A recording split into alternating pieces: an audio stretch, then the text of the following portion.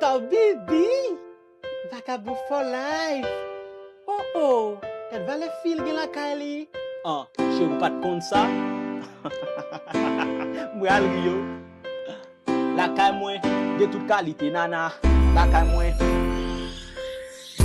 Ou pa wè ti se ou? Chekel, la kay mwen.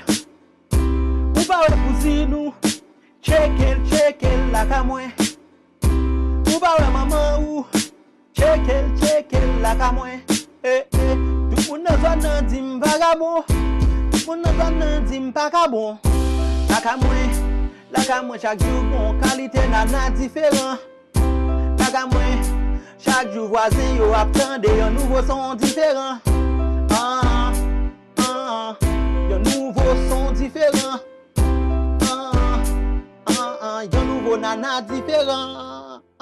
La kay mwen get tout style de nana. La kay mwen ça saute Miami, ça saute la France, la kay mwen, petit député, petit sénateur, la kay mwen, get toute qualité, nana yo, la kay mwen, vin de plaisir, la kay mwen, la kay mwen, la kay mwen.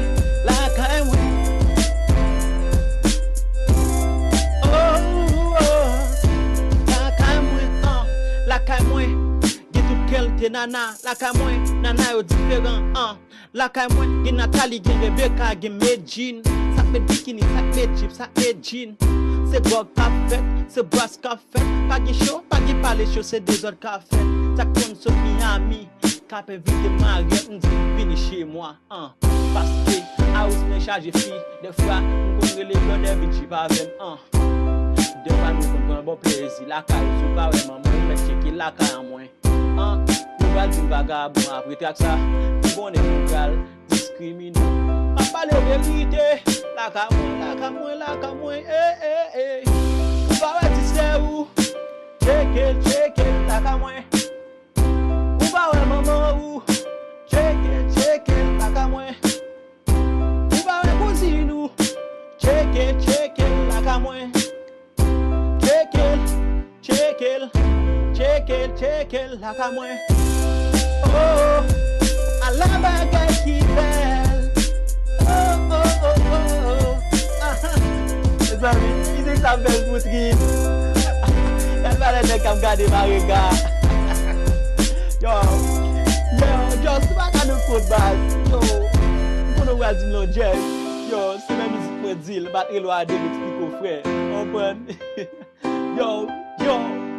Mwen fin manje souvent mwen kon fè desey. Mwen kon bwe de kouzine, an mèm tan kon fè desey. San ba fè eksey. Mwen plezi a gogo, san ba fè eksey. Top bibi ma nege. Drake.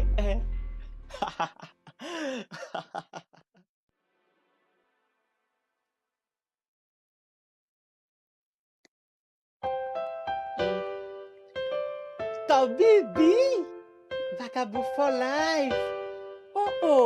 Kat vale fil gen la Kylie. Che ou pat